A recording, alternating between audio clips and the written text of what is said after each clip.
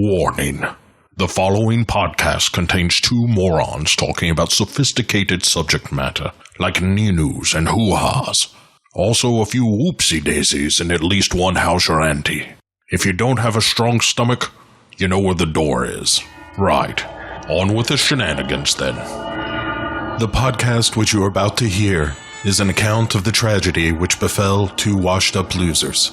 In particular, Court PSYOPS and his immature co-host, Matt. It was all the more tragic in that they were uncultured morons. But had they lived very, very full lives, they could not have expected, nor would they have wished to see as much of the mad and macabre as they were to see each week. For them, an idiotic podcast show became a nightmare. The events of each week were to lead to the discovery of one of the most bizarre crimes in the annals of American history, Cinema PSYOPS, with Court and Matt.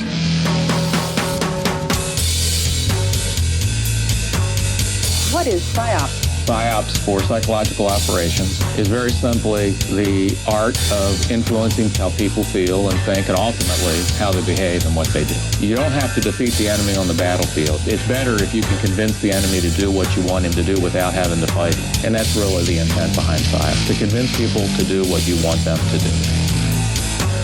So how does PSYOPS fit into what's happening now? The 2 points I'd like to make with you and the audience is that, first and foremost, PSYOPS saves lives. The second thing I'd like to say, a lot of people have misconception about PSYOPS. They think it's something devious and brainwashing.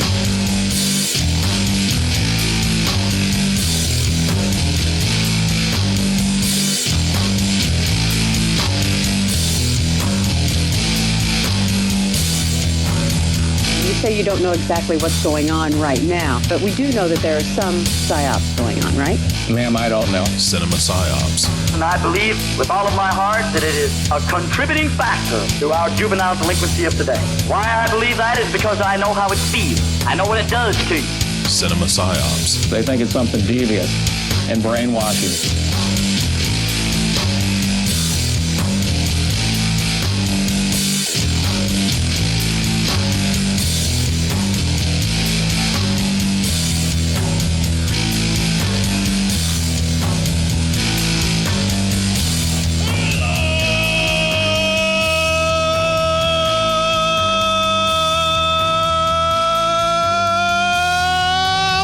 Welcome to the 305th consecutive week of Cinema PSYOPS. I'm your host, Court, the guy that shouts so loud to start every fucking show. His wife claims not only can she hear it upstairs, but it also disturbs the cats and pisses off the neighbors next door. And joining me all the way across Omaha with a voice that's even more loud and obnoxious than mine is my co-host, Matt. It also sounded like you were dying before the show got started. You all right there, Big Shoots? Everything going all right? I may or may not be imbibing things that may or may not be improving my mood that are causing me to cough. You know I vape on the air, dude. I'm just... That's true. I didn't know you were vaping. I didn't know I'm not there.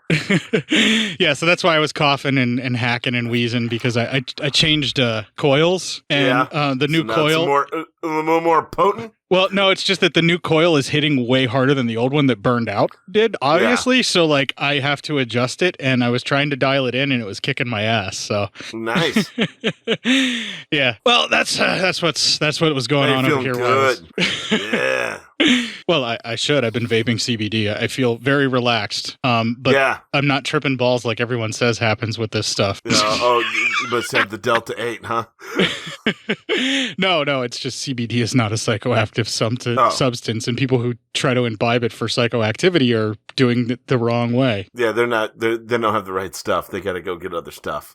Yeah, I am certainly glad that at least this stuff has been made legal for consumption across these United States, because it's been a wonderful thing for my intermittent explosive disorder and my anxiety. It's helped quite a bit. Intermittent colon explosion? Yeah, man, I know. I feel that, man. It's a rough gig. IED, intermittent explosive disorder. But as I said, the CBD has kept me so entirely calm.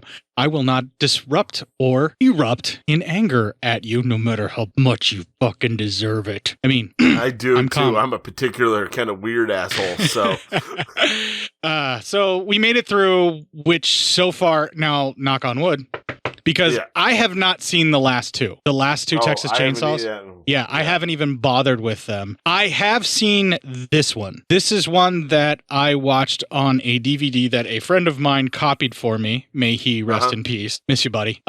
Because, and I quote, but I won't impressionate, this one's pretty decent compared to the last one. Still sucks, but you're going to like it more. I can see why you might like it more, but yeah, I shared a brain. Not to bury the lead, but I am just as disinterested in this one as I was the last one. Maybe they should have come out with this one first. But to give you an idea, the four main characters are dude 1, dude 2, girl 1, girl 2. All right. I may or may not know the character names, but the friend who recommended this for me basically recommended it based on my complaints about the first one. Okay. Like how nothing was really like... This does go back to the source material a little bit more, yeah. The thing that makes the Texas Chainsaw Massacre actually interesting to me as horror, the thing that I want in a Texas Chainsaw Massacre film, and all the stuff that I complained about was like, dude, the backstory of how this family became and how this guy is now faking to be a cop, was he a cop before? I'm like, that shit is infinitely more interesting on all the questions that it arises as to who these people could be than the actual fucking movie itself. And they left those questions unanswered so gloriously that they decided to make a prequel that answers them pretty definitively, but in the most unsatisfying and pretty disappointing way. Mm-hmm. But as I mentioned, my friend said, it still sucks, but you're gonna like this one more.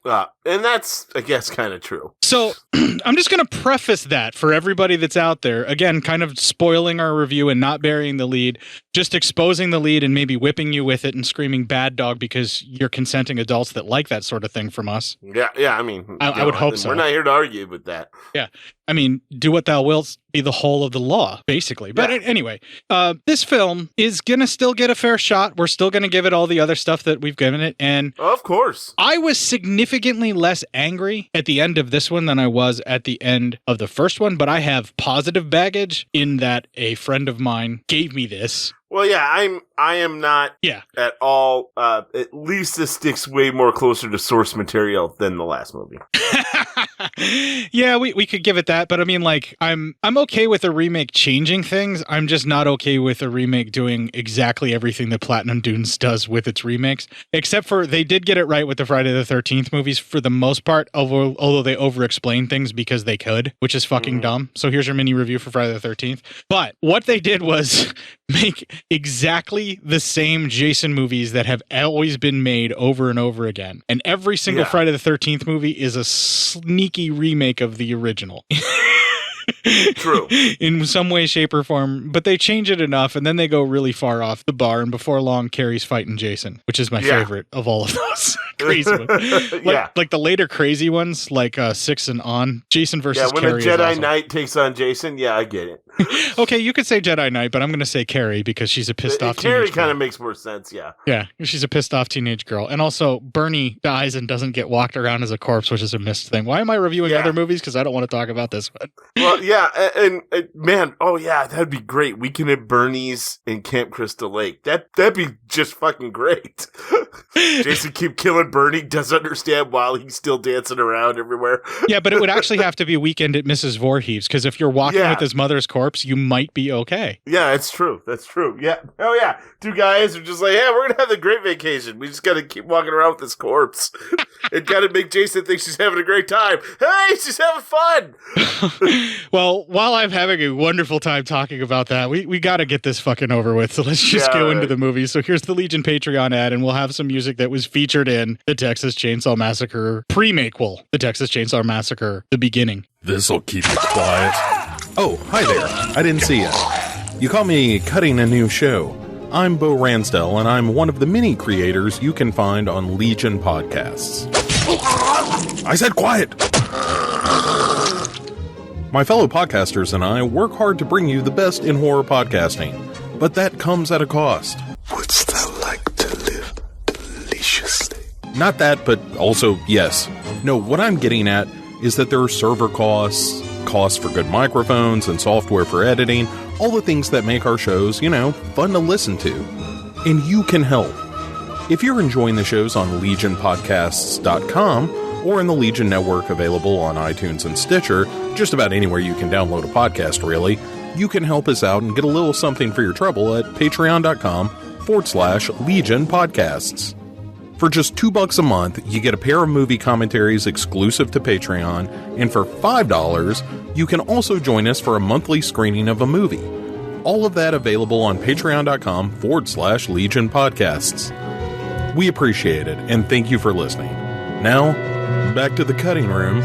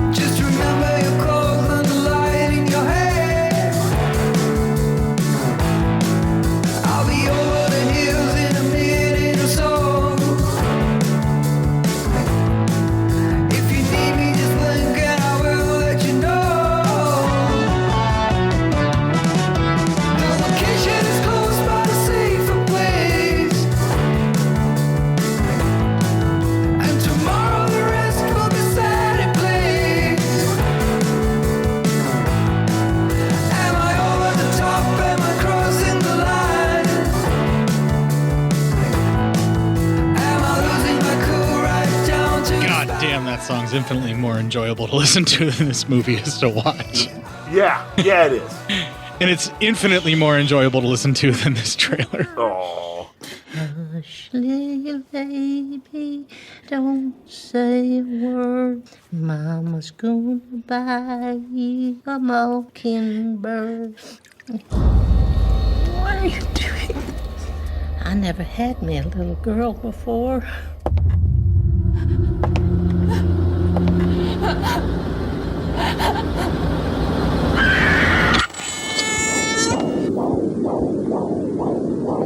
You're all gonna die.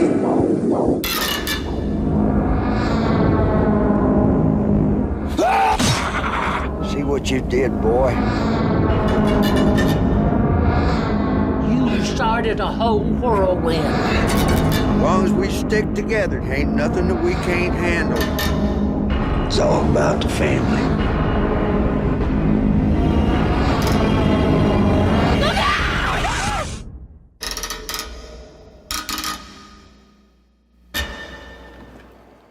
You kids okay? Where are you taking us? Where are you taking us, sir?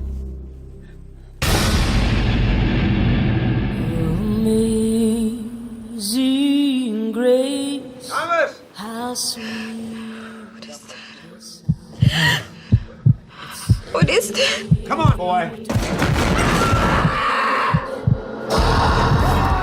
Go! Help me!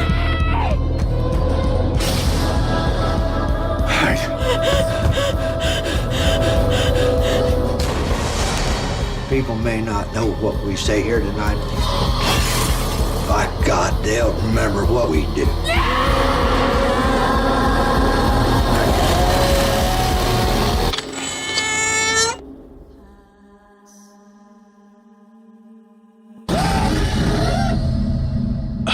That trailer was unhelpful. That was really just a bad trailer. Anyway. The video makes a lot more sense than the audio, but... I'm sure, yeah. Texas Chainsaw Massacre, the beginning. So we start out with the first 20 minutes. It's August 1930. No opening clip, because no narration. So it breaks the streak. But which is really why you're pissed off. It really is. But it's August 1939. We know it because it just told us that. A lady who's working in a slaughterhouse, she needs a break. Boss man, she kind of passes out almost. Boss man thinks she's drunk. But really, she has a disfigured baby. And it's really gross right there. Well, the boss just throws the baby away because fuck that shit. And a lady who's dumpster diving finds the baby. And she's dumpster diving for rotted meat or meat they throw away. She also is clearly the grandma-ish lady from the grandma character from the first movie. Yeah, from the last movie. Yeah, the previous movie to this remake. Well, I don't know if they made her younger here or older in the other movie, but either way, they did a great job of you believing that this was just a few years before we see her at her maddest. Yeah. So anyway, then we see Leatherface. He grows up throughout the opening credits, and he works at the slaughterhouse. He's got a fucked up he's got a mask that covers up his face. But the slaughterhouse gets shut down, and we see that he's actually working for the same foreman that threw him away. But anyway, the slaughterhouse is getting shut down, and then it cuts to some teens at a hotel, and that is our first clip. Eric, the only thing you're gonna catch in this water is disease. Chrissy, come on. No, I'm not going in that water. Consider it the last wish of a soldier? Oh, no. No, you've been getting last wishes this whole path. No, babe? No, honey. Base camp's far enough for me, trust me. Just try to relax, baby. Because today, I'm going to use my tongue in ways the Lord never intended. Is that so? Okay. This may come as a shock. Just close your eyes. Let me see your hand. You're gonna love this. Can I look? Yeah. Eric, you got that from a Cracker Jack box. I'd eat 17 batches to find the one I wanted. How many? 2. Okay, girls or boys? One of each. And what are their names? Bonnie and Clyde. Oh. Come on. Bobby and Janice. Then where else the kid's gonna live? California. Right by the water. Don't leave me. I ain't ever gonna leave you, beautiful. I'll give you everything you want, baby. Starting with this.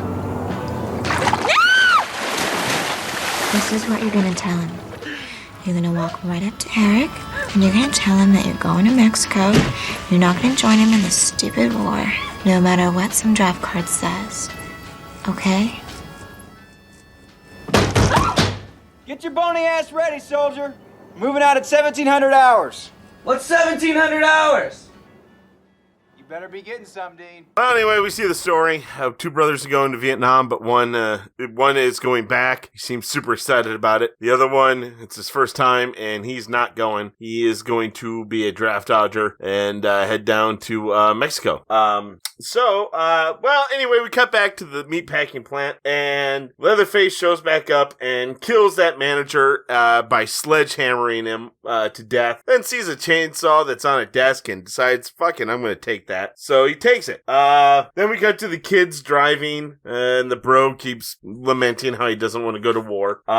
Then we see the sheriff shows up to Leatherface's house, and he takes Arlie with him to go get Leatherface, as he says that Leatherface killed the manager. They're driving, and the guy's like, the whole town's shutting down. You people should leave too. He goes, I'm moving to Michigan next week and all that. So they find Leatherface walking down the road, and as the sheriff goes to apprehend him, Arlie shoots him in the back with his own gun, or actually shoots him in the head with his own gun, and then starts taking all his clothes and stuff, and they head on out. And then they get back to the house, and Arlie puts the uniform on, and then they have a family dinner, and that is our next clip.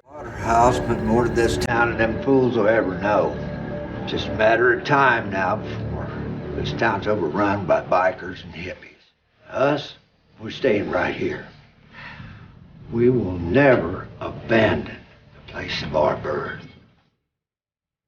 We're on our own now, people. And alone, we will rise above it all. People may not remember what we say here tonight, but they sure as shit gonna remember what we do. Thanks to the good sheriff here, we ain't gonna go hungry tonight. Matter of fact, we ain't never gonna starve again. Charlie, say grace. Mama, I told you Charlie's dead. It's Hoyt now. Sheriff Hoyt. Ooh, that answers one question. Yep, so he just took Hoyt's identity. And that ends at 20 minutes, so the first 20 minutes. So if you have anything you want to add? Yeah, this movie is actually cutting off its own foot and trying to run a marathon once again. The stuff that shows Leatherface's beginning, yeah, they should not have cut away to the kids. That was stupid. Yeah, no, they should have kept going on that. Yeah, the momentum that they had, and then show him then in the slaughterhouse when he's older as things are closing down. You know, once you get into the credits, you don't cut away to the kids. Yeah, no, I mean, fuck those kids. I mean, no one cares about them. No, you can introduce the kids, but you wait until after the family has dinner. Then you bring in the kids. Yeah, there you go. You tell the family story all the way up to the beginning, and then you bring in the beautiful to look at people. Yeah. Who are going to be less beautiful after a while. Yeah, because the stuff with the family, the build up to that is the most solid shit that either of the two movies has done. Yeah. It's still a little weak, but that sequence where R. Lee Ermey basically says, this is how we're going to make our mark. They're going to come for us. They're going to try and take our way of life. We are not moving, and we are going to eat them all. They won't remember that I'm saying this, but they will never forget that anyone who ever came here to take our home will be devoured. Yeah. Exactly. I mean, I'm paraphrasing, but that's essentially what that very eloquently wordy speech that he was trying to make it biblical is saying. Yeah. And I was like, when he said that speech, I'm like, Jesus Christ, why didn't you include something like this in the first one? This is where R. Lee Ermey shines. This was incredible. That subtle undertone of rage was like the best shit either of these two movies have done. He was way better in this one than the first one. Yeah, this speech had me pumped for this film. They completely undercut that every time the kids come in, but the stuff with the family and all that stuff, they should have just stayed with the family, and then we didn't even really need introduced to the kids at all. They're trying to do too much old school Texas Chainsaw Massacre. They want to make you care about these kids. Right. So that when they're getting tortured, you give a shit, but all you end up doing is kind of hating them for the most part. Yeah. Well, so in the start of the next 20, the kids stop at the family store, and there are a lot of bikers there. Well, Girl 2 tells Girl 1 that her blonde boyfriend, Guy 2, is not going to go to Vietnam. And Girl 1 is actually happy for him and says, run, get out of there. And it's like, hey, why do you stick with him? It's because she's like, it's in his blood. That's what he wants to do. And the bikers scare the girls and bother the girls there. So the kids get in the car, they drive away. Well, as they're driving, the blonde kid in the back, he starts burning his card, and his bro sees it, starts flipping out, and they're yelling. Then we see the lady biker who was in the bar. She kind of just comes up behind him. She has a shotgun, and she's chasing the kids. Well, the driver, he has a handgun of his own, and he turns around. He's going to shoot him. And then in a really cool scene, there's a cow in the middle of the road. They don't move in time, and they plow right through the fucking cow, causing a wreck. That was actually pretty fucking cool. Yes. They spent some money on that shit, man. And they really, really wanted to have you feel what it's like to be inside of an accident. This is the best use of the money that they've done in either of the two films. Agreed. Yeah. They did something interesting with the slick polish this time that worked really well. Yeah. Girl 1 gets actually thrown from the car, and the biker chick then walks up, and Guy 1 kind of gets out of the car, and he's fucked up. Everyone's fucked up. And she's like, I want to rob you, pretty much, and then maybe even more. She possibly just going to go ahead and kill him, too. And then the sheriff pulls up, or Sheriff R. Lee pulls up. As he's walking up, the biker girl, she's like, hey, I'm just trying to help him out. And he blows her away with a shotgun right away. So you're like, holy fuck. He checks the wreckage, and he's making sure everyone's all right. Then he finds the burnt draft card and gets pissed, fake indignant pissed, but finding his reasons nonetheless. Basically. Yeah. He questions the two guys, and Guy 1 takes the bullet for Guy 2 and says he's the one burning the card.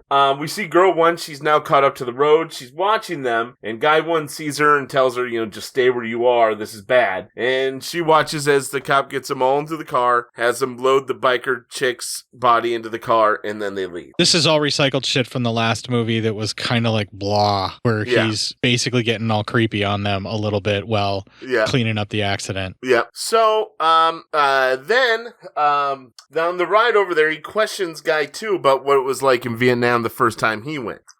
And Guy 2 talks out of his ass, just probably things he heard his brother say. And you can tell maybe he's not quite believing it. Girl 1 starts going through the car, and she's trying to find the gun. Well, a dude shows up, the dude who we see in the last movie with no legs. He shows up with legs. And he shows up with a tow truck. He's going to tow the car, and he actually finds the gun. Well, the girl hides in the car, and he tows it. The sheriff and the kids, they get back, and Leatherface comes in and takes the dead body out of the car, and the kids kind of freak seeing him. Then we saw the car gets towed back to the house, and girl one, she's almost found, and then the guy just pisses right next to her, so she's gonna be fine. This is like trying to do the creep out shit from the first movie with also the gross shit mixed in where he's peeing right next to her and all the stuff that the tow truck guy does. I like how he's not as pissed off and angry and evil in this one. He just kind of doesn't give a shit until something happens to him, which basically we know what's going to be, because that's the question of, well, if he has him now, he's going to lose him during this movie. He's probably going to really lose him during this movie, yeah. Yeah, and is that what makes him such a pissed off curmudgeon dickhead in that one? Probably. I mean, I would imagine it would piss me off quite a bit. So right. So yeah, I'm guessing that's the case, and they do a good job with him where he's a little bit more fun-loving and happy-go-lucky with stuff. Comparatively, he's more of like a Chop Top character or a Hitchhiker character in this movie, where he's like acting kind of weird and goofy and having a good time, whereas he turns into Drayton Sawyer in the years to come once he loses his legs. He's just a miserable dude yelling at people and hitting them with sticks. Pretty much. Let's see here. All right. Well, the two brothers are strung up, and the sheriff starts spraying them down, saying you have to gotta clean the meat, gotta take care of the pigs. And girl one is watching all this. Then the sheriff comes over to guy one and starts suffocating him by wrapping plastic wrap all over his head so he can't breathe. Call back to the other movie. Yep, because he was gonna be a traitor. And guy two finally comes clean about what's going on, so the sheriff takes a knife and stabs a hole into the mouth of guy one so he can actually breathe. Looks like he might have cut his esophagus or stabbed through the back of his esophagus a little bit too, because he coughs up blood for a while. He does, yeah. He unhooks guy two and throws him to the ground, then tells him that, hey, your guy just saved your life. You don't even know it. And then we see girl two is actually tied to a kitchen table, and that ends that 20 minutes. The stuff with Arlie Ermy torturing in this film reminds me of Wolf Creek, like the first Wolf Creek, where I've never seen it, so I can't comment. You kind of have. That's what they're doing. This is what I'm watching now? Okay, Wolf Creek, I gotcha. Yeah, a little bit, yeah. So, like I said, this series is often influenced by the series that were influenced by it. Well, I think there's a little Wolf Creek, because that was the thing that Mick did, was like he was tormenting people, treating them like shit, beating them, making them do things to humiliate them, basically like what he's doing here. I mean, he's torturing them. You're watching him fucking torture them. And if this is your bag, if this is the sort of thing that you're into in a horror film, then cool. For me, I was just bored. It rings hollow. I don't feel like they were ever really threatened, and it just feels kind of exploitative, because it doesn't give that same dangerous feeling that you get from a film when you haven't seen all of these same actors before, And Arlie Ermey's trying his best, and he's acting his fucking ass off, and whoever is directing him has him pulled back just enough to where he doesn't become comical with what he's doing. He's not as fucking silly. He's actually really menacing and, pretty terrifying. But the two kids he's acting against, I do not believe in any way, shape, or form are ever getting hit or hurt at all. No. Yeah. Well, I don't know. It's just, that whole part rings very much like the last movie, and just the mid 2000s that was just, let's see how fake brutal we can be, and get people's ire up. I think, is that when the Saws came out? Was in 2000? Or, the Hostel movies? In the mid 2000s? Yeah, it's all around the same time. This torture epidemic that was running through films that was coming up. Yes. Like, how psychologically bad can it get? Woo! And it's just like, all right. I don't know. I don't mind that being in a film if it is done well, even if it is done in such a way where it is supposed to be making me feel grossed out. But like, if you are supposed to be making me believe that what I'm watching is really happening, you need to have your actors actually sell it. And I did not buy either of the two youths. The two youths. The two youths. I'm sorry. The two youths. Yeah, I didn't buy either of the two youths' acting performance in this. And the physical acting, there's a couple times I swear I could see the baton was rubber, they did it's the type of editing that they did in this time frame as well, where like when they're cutting with each hit and everything, it just, you don't feel it, you don't empathize with the person. It's just like cutting to make a jump scare out of each hit with the baton across his back or anything anything like that, which we're coming up on. I know that's in the next 20 minutes where he's torturing him, but like the type of stuff that he's doing where like he has the plastic wrap wrapped around his head, I usually feel that for most actors, but in that sequence, the way that they shot it and the way that they cut it around,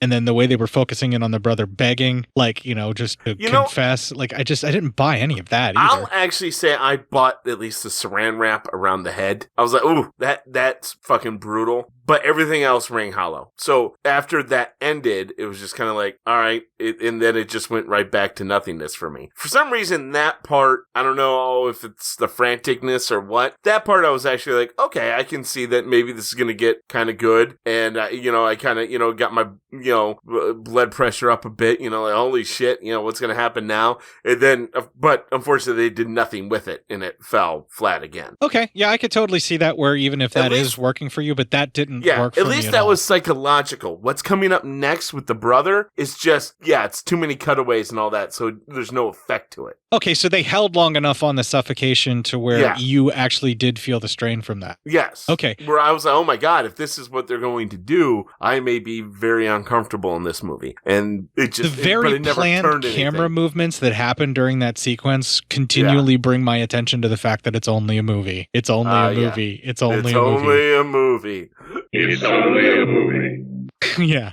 Like the fact that there are camera movements in that exact moment makes me not be able to suspend my disbelief because the camera motions were obvious where they're moving around just to show you that they can do it. And that's what, like, obviously it didn't bother you. You didn't notice that. And it was working for you and you were in that scene and you were suspending your disbelief. I wasn't. Maybe the camera stuff doesn't affect me as much as kind of what you were talking about with the beatings where, yes, I could see that baton bend. You saw it bend. I mean, they couldn't shoot around that. And so it's just like, and it wasn't very suspenseful. It wasn't, I don't know, it just didn't work for me. Yeah. Okay. Well, what's coming up? Yeah, let's move on. I get you. Oh, yeah. All right. Well, and what we kind of all just talked about in the starting of the next 20 minutes is the sheriff offers Dean a chance, and that's our actual next clip. Oh, jeez. Sadism. Back in 1952, Korean War. Yours truly was a POW. That prisoner of war for you, and I know what in the hell I'm talking about. Back in those days, there wasn't no rules. No regulations like there are today. You got captured, you had two choices. Starve to death or survive. Now, I had to eat. Rations were scarce. So, well, about once a week, some poor soul was chosen. Chosen? What are you doing? Got to get you cleaned up. We're gonna have company. You don't want to look dirty for company, do you? This is your lucky day. How would you like to just stand right up here today and just walk right on out of here, huh? I'd like that, Sheriff. Yeah, well, freedom ain't free. You know that, right? I'll tell you what, 10 push-ups stand between you and freedom here today. This shit is what heroes are made of, you know? Well, come on, I'm waiting. Let's get with the program, sunshine. Come on, you can do it. Get those push-ups. Wow, so you didn't want to describe it, so you just played a clip? Is that what's going on here? Pretty much, yeah. And he kind of tells an interesting story about maybe how the cannibalism becomes a part of his life, being a POW. Because that's kind of how I read that. I don't know. Maybe you read it different. No, I believe that was at least his excuse. I think he was kind of like, is it Albert Fish, who had a different story for what happened that he would write to each victim's family and apologize as to why he ate them and then describe how delicious they were and how he cooked their loved ones. Oh, Jesus. That's some hardcore stuff right there. Right. I mean, it reminded me kind of like that. I think that's what they're winking and nodding at. So there's parts of this, like, again, the stuff that they're doing with Arlie Ermy, the way they're shooting the beating doesn't quite work. Yeah. I mean, they wanted to do it all in one take, and I think they chose what they chose because I think that's the take that Ermy may have been on the most, and they wanted to get one solid shot for a lot of the beating. Because I feel like they thought that was more convincing because it does stay relatively static, but they needed to cut away, and when they do cut away, they cut away on the beatings, and you still see the stick fucking bending as they're hitting because they're too close for the rubber thing, and they're not, it takes me out of it. Like if I were watching this as a stage play, I probably would suspend more disbelief because they're actors on a stage. What are you going to do? It's theater. But they had editing, they had money, they filmed a great fucking car wreck where the Jeep rolls over like 1 billion goddamn times and like pieces of it go flying off. And it's not like that's where all the money went, because they had plenty of money to sell. Right. I mean, They spent money on this thing, and they can't get that right? What the fuck?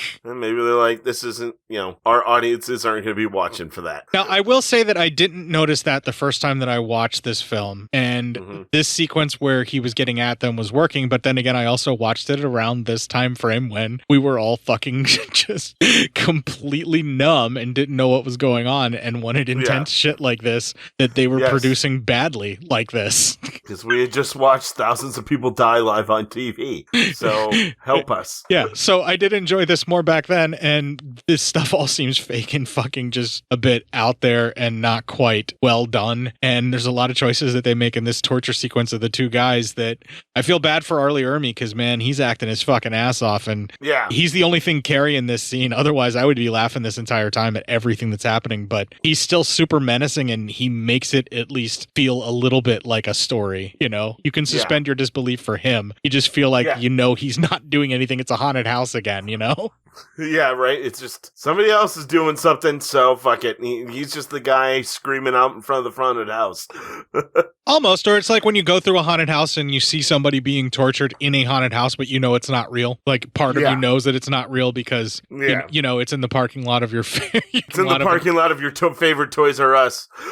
right, or something like that where they did a pop-up one. Yeah, it's like that where it can't really be real, but like it's still kind of creepy. Like that's what Arlie Ermy's doing. He's like a really good haunted house guy right now. Like I'm really buying him, but I know those people aren't in danger. Yeah, those people are fine. They're beautiful actors who are probably going to suntan after the director yells cut because it's probably hot in Texas still. Well, anyway, the sheriff, as we said, beats guys too, who completes the challenge, but then as he's starting to get up, he gets a stomp on his spine and he is broken and left laying. Well, girl one she's going to try to find help, and she finds the biker dude who's with the biker chick. He tells her what's happening, and he says, okay, go ahead, take me there. That was a cameraman from Wayne's World, the one that says, I love you, man, to everybody. Yeah, I love you, man. All right, I get it. The tea lady then shows up, as she is known. That's the bigger lady. And she's talking to the grandma about how hydration is all important as the girl is trying to get loose underneath the table. Well, guy one, he gets free from his restraints, and he gets guy two up, and they can get going. He's trying to get him out of there. So we see girl one, she's heading towards the house with the biker dude. Guy one then throws a rock, busts a window into the kitchen, then he busts in the window, frees the girl, takes a knife, frees the girl, and they push the bigger lady up against the door so that no one could get into the kitchen from the rest of the house. And then they run out. He tells the girl to run for the car. He's going to grab his brother. Well, Leatherface, he's hearing all the commotion, and he leaves grabbing a hook. Well, she drives away. As she's driving, Leatherface comes out and hooks her right in the arm and drags her out of the car. That was kind of cool. Yeah, that was about the best thing that that fucking dickhead who plays Leatherface in this ever did in this film. That's true. I mean, fuck him. Anyway, so then Arlie, he gets two guys by gunpoint, and guy one gets in the way. He goes, go ahead and shoot me. I'm unarmed. Do it. Can you do it? And it seems Arlie can't really get it together to shoot him. And guy two starts running, but he gets snagged in a bear trap. And then Arlie knocks out guy one, and he says, why would I shoot you? I'm not done with you yet. Then he walks up and he said something smart ass to guy two about getting caught up in a trap trying to. Oh, he said, see, I told you weren't going to be able to leave. So then girl one and the biker dude, they find the house and they head on in. The biker guy heads in. He says, you're on your fucking own. I'm going to find my girl. So we see guy one, he is bolted to a table, and he looks up and sees biker chick all fucking cut up and, de-legged, de-armed, all that shit. Prepared, just like he was told to do by Arlie Ermy. Yes. He's butchering. Yep. Girl one finds guy two in the bear trap still and tells him that she's going to go in, get everyone else to come out and get him. Well, the girl too, she's all playing a pin down in another room, and the sheriff gets all sorts of rapey with her, of course. We see Leatherface. He starts rubbing Guy One's face, and then starts skinning his arm. That's kind of was a gross effect, but pretty cool. It looked great, and this was another one of the things that were pointed out to me as to why I would like it more. I mean, if you're going to go gory and you're going to try and be gross, then give me some anatomy gory and gross, and they did with this, with the skinned arms. Yep. Yeah, they really did. It was really good. Yeah, and I do want to admit that while I fucking hate the guy who plays Leatherface, I like the actual like leather mask that he had made for himself earlier. You know, that covers up the parts that, you know, where the skin... They're missing from him. Right. Yeah. I do too. Any other actor where I wouldn't have to see the actual dickhead's face. Yeah. You know, but any other actor would be great. But I liked the design, and I got to give props to the people who came up with that idea. And it makes sense that before the family becomes 100% cannibals and that he deals with like cows all day, that he would have leather that he would tan and make a leather mask for himself like this. It makes sense. True. Yeah. So the biker, he gets in and he meets up with tow truck guy and shoots him right in the knee. Then the sheriff shows up and he takes him hostage. Biker takes him hostage. And that will lead us, that's the end of that 20 minutes, and that's going to lead us into the final 30. Okay, before we go into the final 30, the shot to the leg, I have to definitely comment on that. We kind of talked about some of the other stuff we needed to for this 20. When he shoots him through the knee, immediately I go, oh, so that's how he loses his leg. It has to be amputated. And I'm like, but he only got shot in one leg. Yeah. He has a whole nother leg. Right. And I'm like, how did he lose the other leg? I'm like, oh, Jesus, they're going to do something lame. They're going to fucking shit the bed on this, aren't they? This is my thought process, even the first time that I watched it, right? They're going to do something to piss this away. Yeah, they're going to shit the bed on this one for sure, right? Like, it's totally going to fucking happen. And I'm so positive that this is going to happen even the first time that I watch it. I'm like kind of disappointed that he only gets shot in one kneecap. I'm like, why didn't he shoot him in both? You know? Yeah, why not but I suppose maybe you're conserving your bullets. You know, you already have one guy incapacitated. So. Right. It's 6 shots is all he got in the revolver, and he's not Loomis. He's not going to put it in the heart of the same person. Yeah, right.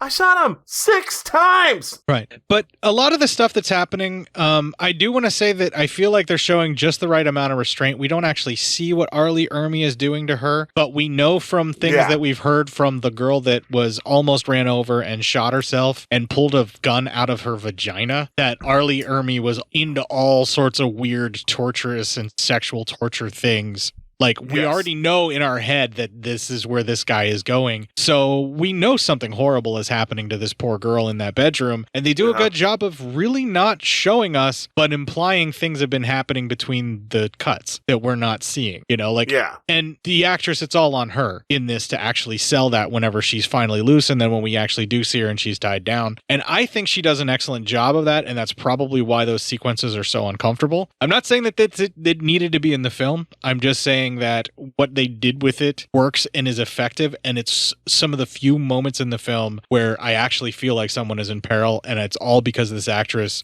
helped me suspend my disbelief that this overly polished film was so disinterested in having me disbelieve. You know, they don't care about you disbelieving. They just care that you paid for the ticket seat into the movie theater, all right? After that, they can give a fuck less what they gave you. Girl 1, she finds Guy 1, and his arm is, well, fucked. Looks great, though. That it effect looks was pretty great, cool. but it's fucked. The biker, he leads the sheriff, and he takes him to girl 2, and he's like, that's not my girl. And then the sheriff realizes, he goes, oh, you don't want to see the other girl. And it was just... again, it was kind of, that actually made me chuckle. I was like, all right, well, that's kind of funny. That was, it was a decent amount of black humor, and the way that Arlie Ermy actually says it worked out pretty perfect. You don't want to see the other girl. Yeah, Arlie Ermy delivers it in a way to where, like, he likes the fact that, like, if he is forced to take this guy to see what he's going to go see, like, it's going to hurt him, and he's like, yeah, let's go play that role. Let's see where that goes, you know? Yeah, let's what are we going to do there? Well, then, right after that, Leatherface shows up and chainsaws biker dude to death. Leatherface then goes back down one stairs, and girl 1, she actually hides underneath the cutting table that her boyfriend's tied to. she bails on her dude even harder. Well, he tells her to because she's trying to get him out of there. Yeah. And she can't get any of that stuff done. Yeah. At one point, he tells her to go ahead and cut off his arm.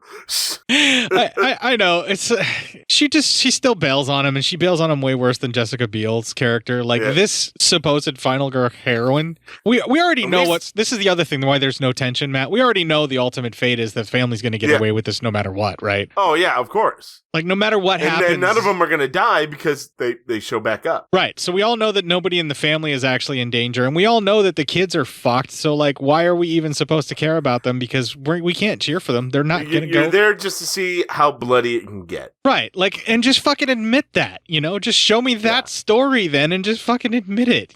Don't try and fool me out that like maybe this person's going to get away. Yeah. Right. And if you were gonna do that, then kill off these kids really quickly, and then show me the family that happened a couple of years later. Something. Fuck. So, something better than what we got. So anyway, Leatherface comes down. He's got his taste for blood now, and so he fucking goes and he kills the boyfriend by chainsawing him in the gut. Then he starts cutting up his face, takes his face off, and makes a mask out of his face. So we get a first human face, Leatherface. Girl one gets out. She gets actually to the front door. No one knows she's in there. There's a very much a moment here where she kind of looks down the field where she can leave, although she hears girl two screaming. So she decides to go back in. While the Leatherface and sheriff, they are trying to help out the tow truck driver dude, his leg. He said, hey, this won't hurt, but maybe a little bit. And has Leatherface cut off the leg with the gunshot wound. Then looks down and goes, well, that won't do. And has him cut off the other leg. And the old lady, grandma, she's like, why would you do that? And he looks at her and goes, balance.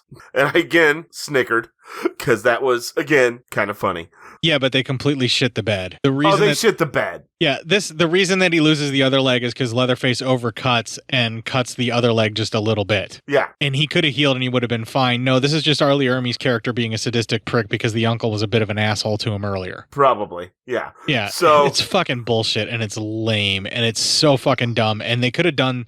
See, I was picturing that he lost his legs because like the family was starving and he gave them up for them. Oh yeah. Like where's it? Like that would have been cool. Give me a family member that's willing to do that. You know what I mean? Right. Like that's the kind of thing that I want to see where like they give up their arm, while they're waiting for the next wave to come through, but we don't get that. We get he got shot in the leg, so we're going to cut off one leg, but the other leg kind of got nicked. So I didn't even see that get nicked. What I thought was Arlie Laramie's just so fucking out there and sadistic. He's like, well, fuck it. Now it's not even. Cut off the other one. Yeah, even if that's the case, it's just really lame the reason that they did it. But this is why the guy's bitter, and this is why he hates the sheriff so much in the next movie. Exactly. But I still did like the line where the grandma for once is like very concerned and very angry. She's like, why would you do that? She's almost crying. And Arlie just shrugs, balance? Like, are you going to buy that? I mean, I think you just like it because he's trying to get away with something with a lame excuse, and that's like your MO. Listen, all right, whatever. No need for that kind of exact fucking diagnosis there, Dr. Phil. Thanks a lot. So it's okay. I like to dime you out every now and then, and that was worth it. That's true. Then girl one, she goes to free girl two, and she's trying to get her out of there, and the sheriff is standing there. Well, she's dragged into the kitchen where her friends are guy 2 and girl 2. They're all laying on the kitchen floor, their fingers on the floor. Grandma's talking about the biker's tongue that they cut out, and they're cooking. And then she passes out, and we come to dinner time, and that is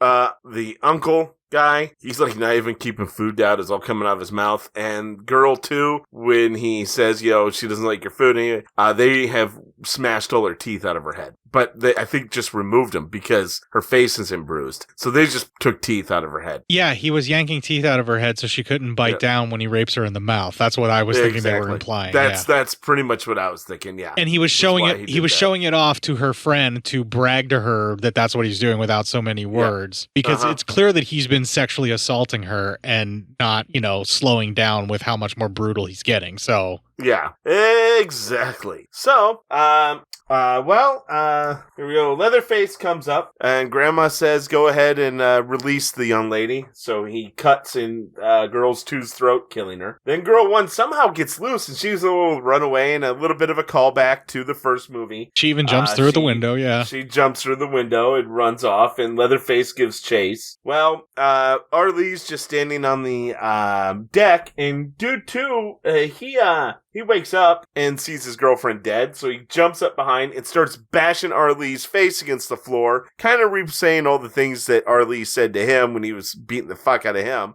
And we see how Arlie loses all his front teeth. So then we see Girl 1 hides in the meat plant, and she sees the manager's body. Leatherface shows up, and Girl 1 then hides in a waste container full of blood and parts and guts. An awful pit. Dude 2 shows up, and he's calling out for her, and Leatherface turns, and she jumps out and cuts Leatherface. Then Dude 2 starts attacking, but Leatherface guts him with the chainsaw.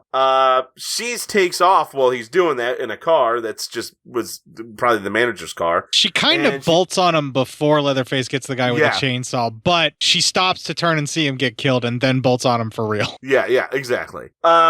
Well, she sees a cop has a guy pulled over on the street, so she decides she's going to pull over there and, get some help. All of a sudden, Leatherface appears in the back seat, chainsaws her through the seat into her stomach, killing her. Then the car crashes into both the cop and the pedestrian outside the cars, killing them. Leatherface pops up and just starts walking away, and as he walks away, we have a narration, and it's our final clip. From 1969 to 1973, the Hewitt family murdered 33 people across the state of Texas. To this day, their killing spree is universally considered one of the most notorious and perversely sadistic crimes in the annals of American history. The Texas Chainsaw Massacre. Roll credits.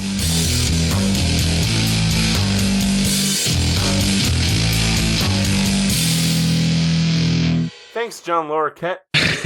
Yeah, you make things ever so slightly better, even these last two shitty films, even though the whole sequence was like Blair Witch being shoehorned into the Texas Chainsaw Massacre in the original. All right, so I don't hate this one as much. I certainly don't as the remake that is supposed to be the prequel to. I don't like it still, but I don't hate it. But it's still gotta fuck this movie because I hate the guy playing Leatherface in this so fucking much. And I'm glad that he's used as sparingly as he actually is, because I don't know. This is more of an R. Lee film. This is more about the sheriff than it is Leatherface. Well, yeah, it's the, prequel to the remake. The things I really like about this is seeing how this family gets established. If you were to come at me with a movie kind of similar to this, that isn't even trying to be a Texas Chainsaw Massacre remake, or if you start with this for the Texas Chainsaw Massacre remake, where you actually show me the plant closing down because you have the money to do that, and they didn't have that in the original Texas Chainsaw Massacre, and you see the family start to go, like if you want to do a little pre-make, where you show me a prequel to the original movie, but like not 100% prequel, and then you start your own series there. You do some of that stuff, or even if you just come into the family when they're partway in, not like clearly the last family or the last person to come across this family, like what they did, like somewhere before they're completely 100% around the bend deranged, where no one gives a fuck anymore and they're all completely rapey and they just get more and more out there with what they're doing, to where even bikers are terrified to come anywhere near this town. It's 100% abandoned, I kind of like that they're doing it way out in the open, and they're basically like all of the people that are just hanging out here that are like hiding from the law anyway, that they're basically hunting them, and they're killing them, like the bikers and stuff. Like, I think those are really interesting ideas. and they should have hinted at that more. Something in because they're mad at the hippies and the bikers. It would have been great if more bikers would have shown up and they just kept killing people. Right, or just have the bikers be the people that we follow, you know, like it's a group of not so bad bikers that are just going to meet up with another crew, you know, or you know, like, and just everything they do with the kids is a completely different movie, that they're really trying to hit all the points that they thought worked in the first one that people liked, where they got to know the kids in that one, you know, during the van ride. And I mean like the first one as in the remake in 2003 that they're doing a prequel to, like the previous film. And just like everything that they're doing with the kids is pretty much them rehashing what we've already seen in the previous film. And why even bother with that? It's like they're just trying to recapture that. You know why they're doing it? Because it was a formula that worked the last time, and why try and change it too much? Yeah, the last movie made money, so why change anything? Right, except they change everything by making it take place beforehand because they killed off the family. And it's like, well, if you were going to do a sequel, why did you kill off the family? You obviously weren't planning on a sequel. So that's why you do the prequel. And it's like all the decisions that led them to this movie really bog it down and really make it hard. But man, do they fucking try from beyond all these limitations to really try and do something. And they come really close. And you can see the high watermark where it's just below being a good film that they hit right before the wave rolls back and the film ends. Yeah, pretty much. Like, you can see them, like, and you're almost rooting for it at certain parts. And then, like, it does something and you're like, nope, fuck you. Yeah. Yeah. And it cuts out all the momentum that it's gaining. And you see where it almost gets there. Like, it's so close to where it's almost like almost a decent film. And, like, Platinum Dunes just still can't fucking do it right. Yeah, right. Just sorry. It's not good. And I mean, you're right in so many levels about how disinteresting it is. Again, I didn't care enough to name any of the people. I don't know any of the names of any of them. Both of these movies are like a film designed by the executive guy that Ben Stiller played, who worked for MTV in Reality Bites, like his method of making shows. Like, that's what these movies are. Like, if that guy started producing films, that's Platinum Dune's whole thing. Yeah. Just that kind of soulless, soul patch wearing bullshit. I guarantee you the person who came up with this or responsible for a lot of this and character creation had a soul patch, but no soul. We do have some feedback at least, so let's pull the chain on this fucking movie. We're going to move on to the feedback. We're done. Are you having trouble keeping up with the ebbs and flows of modern geekery? Is the real world holding you back from knowing what is happening in the geeky world?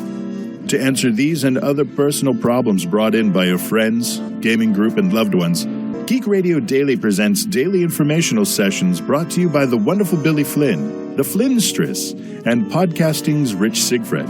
They contain such helpful segments as history, geek birthdays, box office results, the latest in DVD and Blu-ray, video game and comic releases. Why, they also have a Sweekly show hosted by the wonderful Billy Flynn and the Flynnstress, which includes interviews and commentary.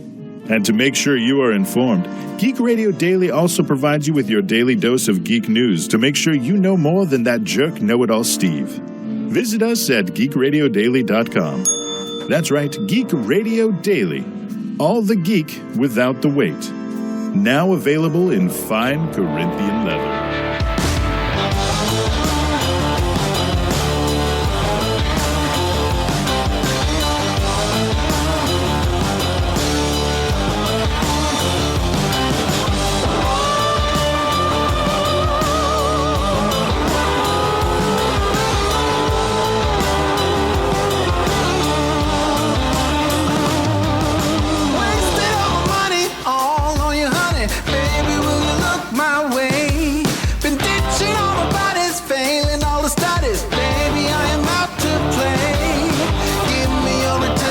Sweet redemption, I will never let you down. Will it ever get sunny? Oh, I wonder, honey, baby, how you make me sway. You say you will. I'm calling your addicting brand. You say you will, yeah. I'm crossing the obsessive line. You say you will. I'm calling your addicting brand.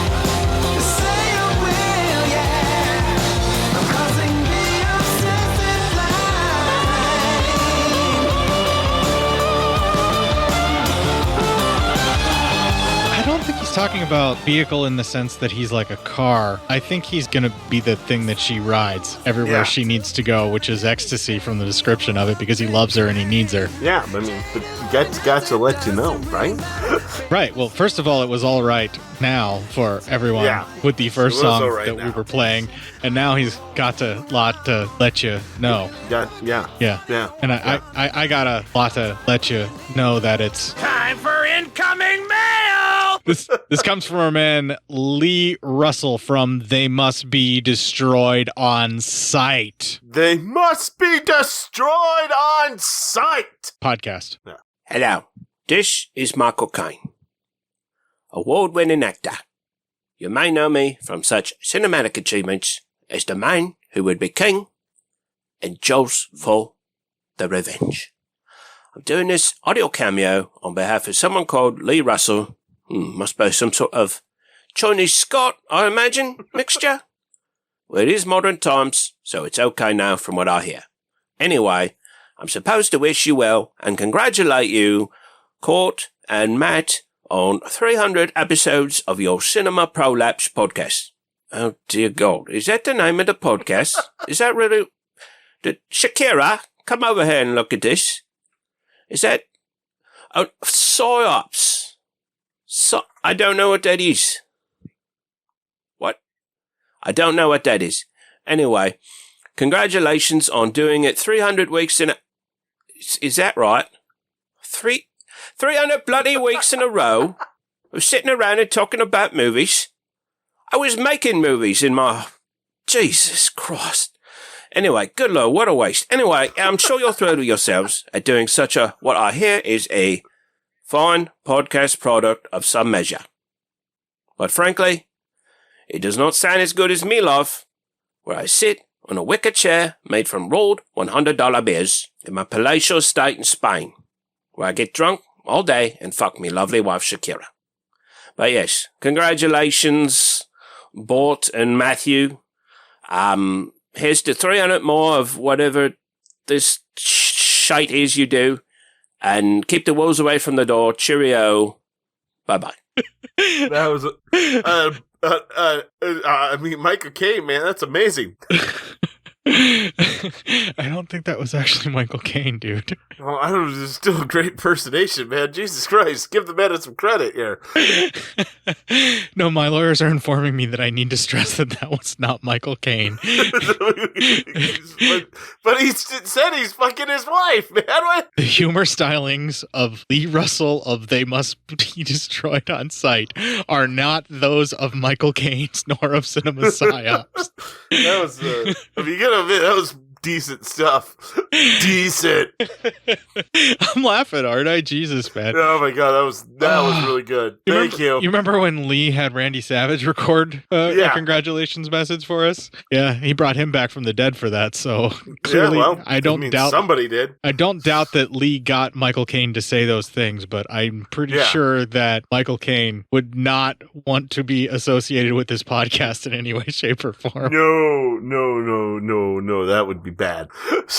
Unless we could actually afford to pay a cameo, which would probably be an outrageous amount of money. Right?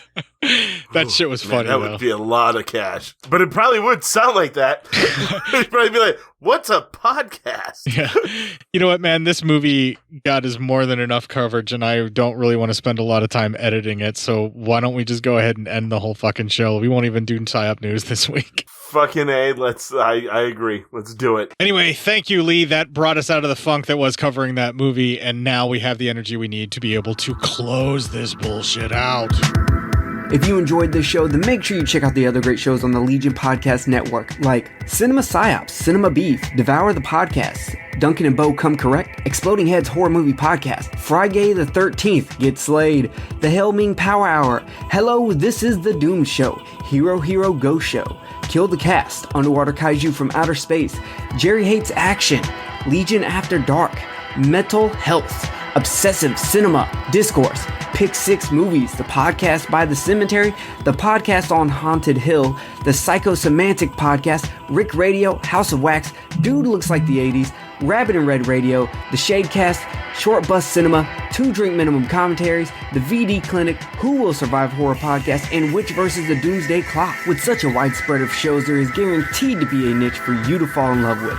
Horror, politics, movies, books, sex, music, commentaries, health, video games, kaiju, action, news, comedy, and opinions that would most likely get you killed in some parts of the world. We are proud to bring you some of the best podcasting in the world. Check us out at www.legionpodcast.com, iTunes, Spotify, Stitcher, YouTube, and any other dark corner of the internet where podcasts can be found.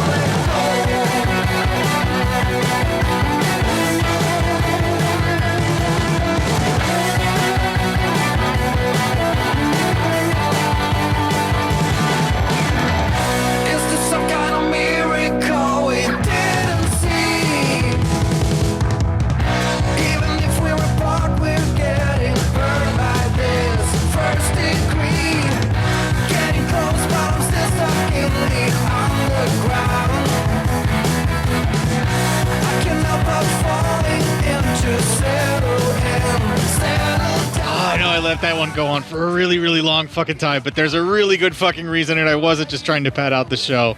That is the first and only song I know of that has a chainsaw solo in it. Yeah, I mean, right? That's fine. I think that fucking works. Have you ever heard the lumberjack from Jackal before, Matt? You ever heard it before? I know. Really? Wow, this was all over the fucking radio. This was such a gimmicky fucking song, and it worked for them, man. Oh, yeah? Like, they got a name for themselves with that, yeah. Maybe it was just around the East Coast. Maybe they were just regional, but, like, if you guys out there know of Jackal, know what I'm talking about with this song, The Lumberjack. I mean, it was on MTV and stuff. The dude actually chainsawed a fucking stool as part of his solo and stuff, and they did it live. Like, the guy could perform that solo on the chainsaw live. I'm not saying it's a good song. I'm just saying the guy performed his chainsaw solo. I mean, that's kind of cool, right? But the song isn't really that great. Anyway, yeah. I'm going to play a little more Jackal to try and make up for making fun of the lumberjack, too. Well, there you go. But the people on the main feed will be spared all of this except for us talking about that song. Yeah, right. And that main feed is accessed by going to our main landing and launching page, legionpodcast.com/cinema-psyops. Now, if you are a Patreon subscriber to Legion Podcast, you'll be able to hear the whole Pirate Radio edit, which is going to have songs that we are actually talking about featured in it as well. We also have a repository for all things memes, which we share for the people. Cinema_psyops on the gram of Insta. We also have our Facebook group, which is immediately shared to from the said repository of memes from Instagram. Cinema Psyops is the Facebook group there, and that's where you're going to get the main memes. I also share it there as Court Psyops on Facebook. Matt is also available there as Matt Psyop, although it is now 20 21 weeks, and Darren has been surprisingly quiet. I think he just basically threw everything he had at you, and I haven't seen anything, so maybe Darren has something else going on in his life. Don't kink shame me. Okay. If you would like to try and get an explanation as to what Matt meant by that, psyopmatt@gmail.com with email and feedback to him. But he won't respond, as he has not done with Darren for 21 weeks now. Is that right, Darren? If you're listening and you still care? Definitely 21 weeks, yeah. Wow. No one. He's probably going to start hating me proxy because we do a show together. Jesus. You can email... I don't think so. I mean, he hears how you talk to me. He's probably just like, well, I should have just listened to you, Court. I'm sorry. You can email feedback to Court, cinemasciopscourt@gmail.com. Let him know that, yes, you should have just listened to him being Court, whenever you're trying to get Matt to do a fucking thing. It's true. It's true. I'm lazy and probably addicted to many things. You can twit a couple of tweets to a couple of twats on the hate-filled shitfest that is lazy and addicted to many, many things, known as Twitter. I am at Court_Psyop there, and he is at Psyop Matt. So while Matt is out there waiting yet again one more week before getting back a hold of Darren, yeah, I think it's time to kick the fuck out of Matt and this week and make it your bitch. A shooting star in a film, no art. I'm floating around 10 feet over the ground. I'm floating around 10 feet over the ground.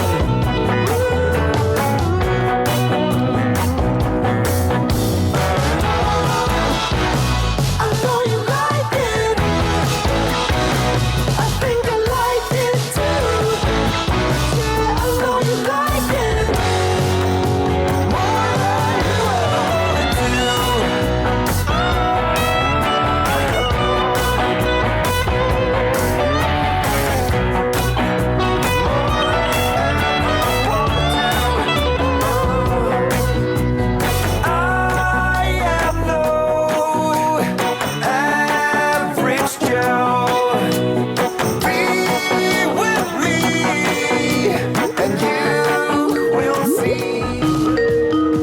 Yo. Hey, you hear the buzz this week? I don't hear nothing. All right, awesome. That's good news then. Finally, it is defeated. Finally. Court on your side yet? I am right now. 1, 2, 3. All right, you didn't skip to like 2013 Chainsaw or anything. You did the remake, right? Or the the 2006 one? Yeah, the Texas Chainsaw Massacre, the beginning. Yes, that is the correct one. Good. Yes. The titles are going to get even more confusing as we fucking go, so. Of course they are. I tried to put the year in there, and I think the names of the files have the years too. Is that right? I'm sorry? Yeah, the years are in there. Yeah, that's right. Okay, so that'll help. The year that it came out should help for the next 3 after this, but we're almost done, man. We're coming out the other side. Jesus Christ. Oh wait, there's only 2 left. This is the third of the 3 left. Oh, the countdown begins. Yes. Let's just fucking finish this shit. Jesus Christ. You hear this okay? Yep. Yeah, that's fine. Yep. All right, let's fucking go. And it's infinitely more enjoyable to listen to than this trailer. Oh. This shushing for you saying "aw" at the end is going to be perfect when it cuts together. Oh, yeah. Cuts to some teens at a hotel, and that is our next clip. Or, I'm sorry, can I do that again? I think it's Patreon. Bryce Larkin's a dick in this movie. Driving you That's actually a character that actor played from Chuck. Do you remember? No. He was Chuck's roommate who got him involved in all the shit that ruined Chuck's life and made him become a secret agent and then gave him a wonderful life. All right. Sorry. That was another one of those kind of soulless shows when you go back and watch it from that era. Chuck. I don't know. Should I keep this shit in here? This what? Us talking over the clip because of how obviously disinterested we are in covering. I mean, I'm just putting it in here to set up story. I'm gonna be. I don't blame you. I don't want to fucking explain all of this. It works. He's your brother. See, now it has to go in, right? And at least they cut out the frickin' racist terms. Just close your eyes. Yeah, that helps. You could be spending all of this time that we have I ain't ever gonna emailing Darren back. I'll give you everything you want, baby. I'm so interested, though. Starting with this. My favorite movie. I'm so using that You're again. not going to join him in this. Like, that's what Arlie Ermey's doing. He's like a really good haunted house guy right now. Like, I'm really buying him, but I know those people aren't in danger. Yeah, those people are fine. They're beautiful actors who are probably gonna suntan after the director yells cut because it's probably hot in Texas still. Right, one of them's going to hook up with a dude from American Horror Story and have a very long and illustrious career in TV with him. Yes, exactly. And or they're all going to sit there and talk to Arlie about fucking his life after this is all done.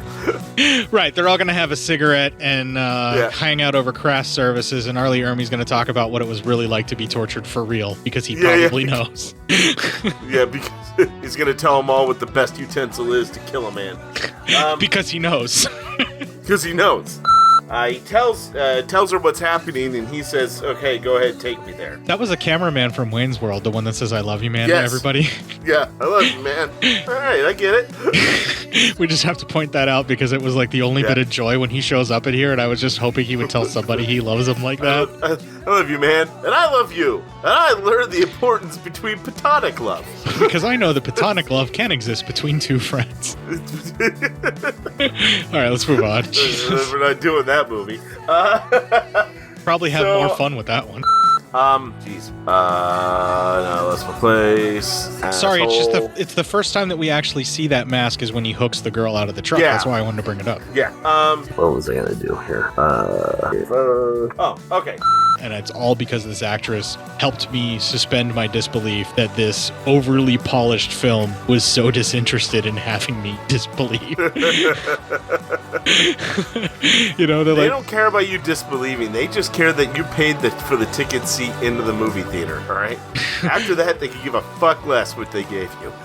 Right, but I've never paid to watch this movie once. Well, I know. I'm just saying. That's what their thinking was. Right, but what I'm getting at is the reason I'm probably being a little more lenient on this is I have never paid to watch this movie once. The last movie I didn't pay to watch at all, ever. Yeah. I've never paid to watch the movie, the last one. But I still like this one more. So far, the prophecy has been fulfilled. With your time. That is true. And I have paid a dear price in that I will not get the hour and 30 minutes that this one is and the hour and almost 40 minutes that the last one was. Yeah, right?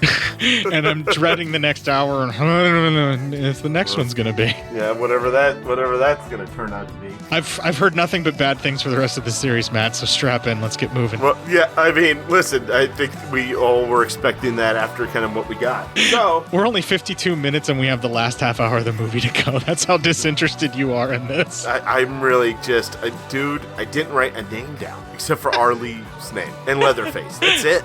I didn't write a name. That's bad. All right, let's just finish this shit off. Jesus fucking Christ. Ugh. All right.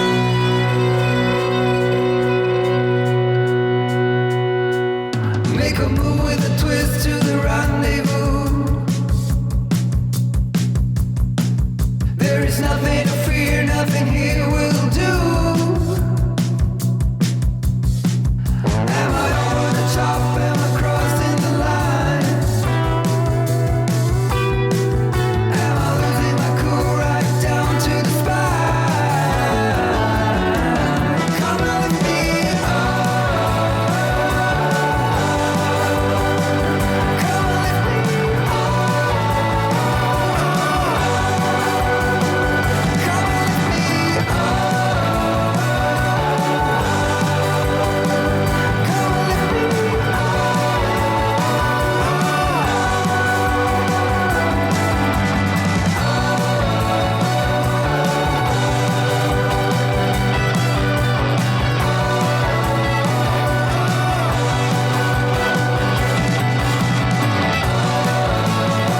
While Matt is out there waiting yet again one more week before getting back a hold of Darren, I think it's time to kick the fuck out of Matt and this week and make it your bitch.